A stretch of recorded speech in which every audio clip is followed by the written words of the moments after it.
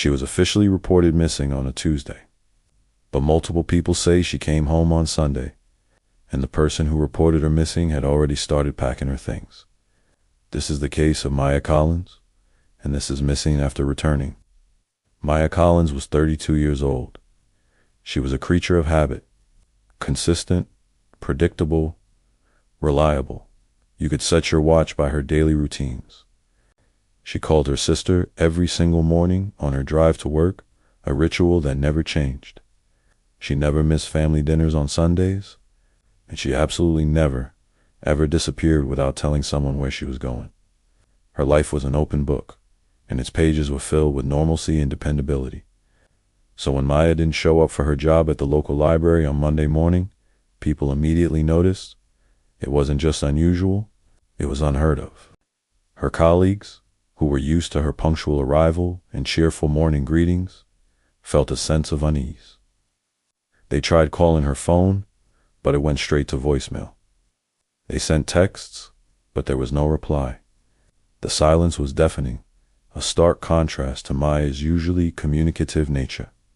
By midday, a quiet concern had morphed into palpable worry among those who knew her best. The last time anyone could definitively place Maya was Friday evening. She was seen leaving work, just like any other day. Colleagues recalled a normal end to the week. There were no signs of distress, no arguments reported with anyone, and certainly no mention of any plans to leave town. She had talked about her weekend plans, a quiet night in, some gardening on Saturday, and the usual family dinner on Sunday.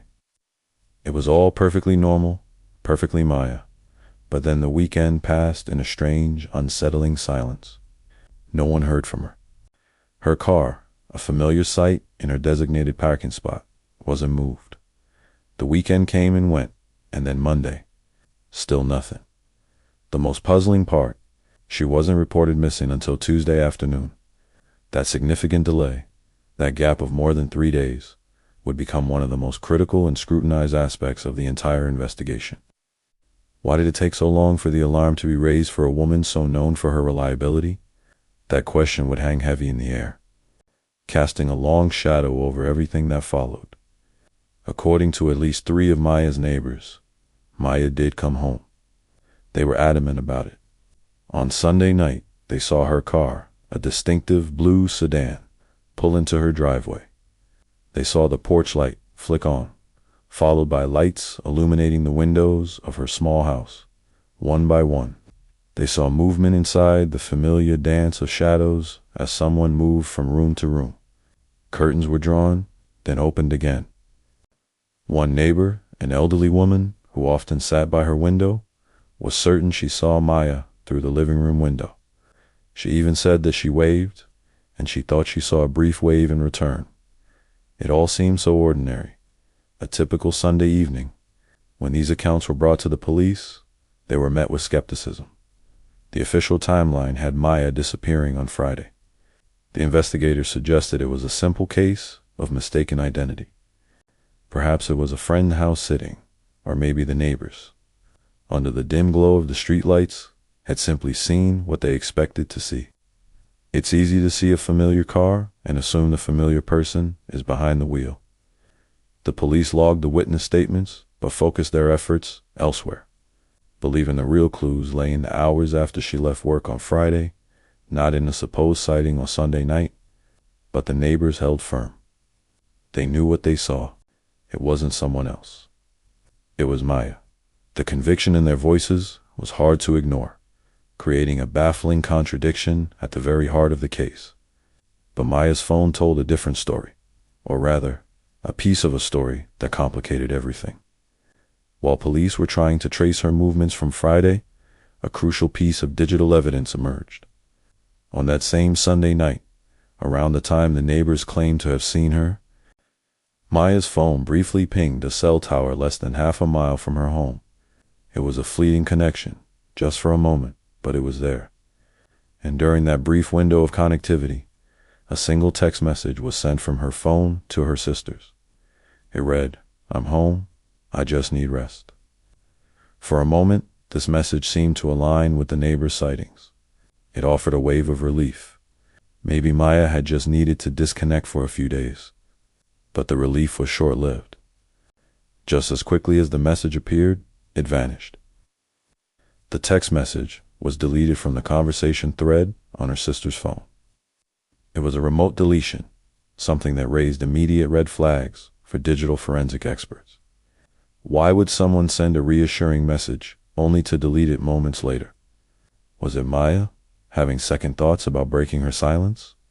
Or was it someone else, trying to create a digital alibi or sow confusion, who then realized their mistake?